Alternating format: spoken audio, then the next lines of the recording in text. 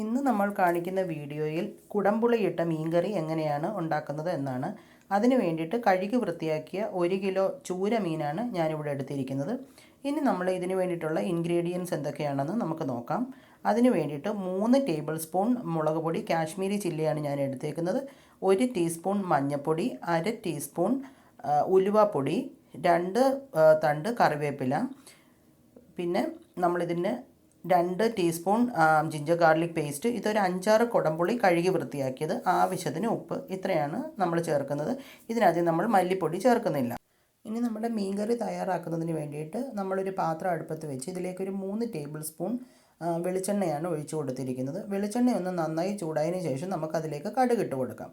ഈ കടുക് പൊട്ടിക്കഴിഞ്ഞാൽ നമ്മൾ അടുത്തതായിട്ട് ഇട്ട് കൊടുക്കുന്നത് നമ്മളുടെ അടുത്ത് വെച്ചിരിക്കുന്ന ജിഞ്ചർ ഗാർലിക് പേസ്റ്റും കറിവേപ്പിലയുമാണ്. അപ്പോൾ ഇതൊന്ന് നമ്മൾ ചേർത്തിട്ട് ഒന്ന് ഇളക്കി കൊടുക്കാം. പിന്നെ ഒന്നും ശ്രദ്ധിക്കേണ്ടതെന്ന് വെച്ച് കഴിഞ്ഞാൽ നമ്മൾ തീ നന്നായിട്ട് കുറച്ച് വെക്കണം. അപ്പം നമ്മൾ അല്ലെങ്കിൽ പൊടിയൊക്കെ ചേർക്കുമ്പോഴത്തേക്ക് ഇത് കരിഞ്ഞു പോകാൻ ചാൻസ് ഉണ്ട്. പിന്നെ അഥവാ തീ കൂടുതലാണെങ്കിൽ ഇതൊന്ന് വഴറ്റിയതിന് ശേഷം നമുക്ക് അല്പസമയം നിർത്തി കൊടുക്കാം. ഇനി നമ്മൾ പൊടികളെല്ലാം നമ്മൾ അതിലേക്ക് ചേർത്ത് കൊടുത്തിട്ടുണ്ട്.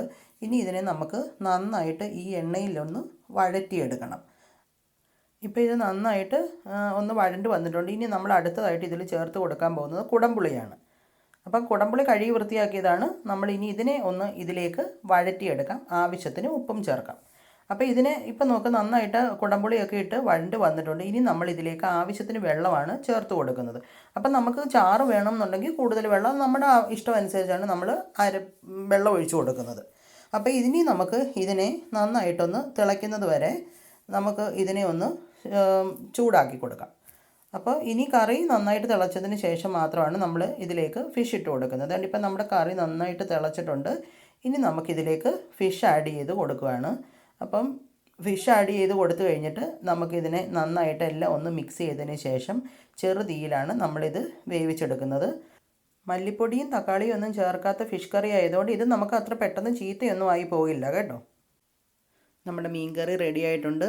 വളരെ എളുപ്പമാണ് ഉണ്ടാക്കാനായിട്ട്. എല്ലാവരും ട്രൈ ചെയ്യണം. ഇപ്പം നമുക്ക് കാണാൻ പറ്റും നന്നായിട്ട് തിളച്ച് എണ്ണയൊക്കെ തെളിഞ്ഞ് നല്ല അടിപൊളിയായിട്ടുണ്ട്. പുളിയും ഉപ്പും ഒക്കെ കറക്റ്റ് പാകത്തിനായിട്ടുണ്ട്.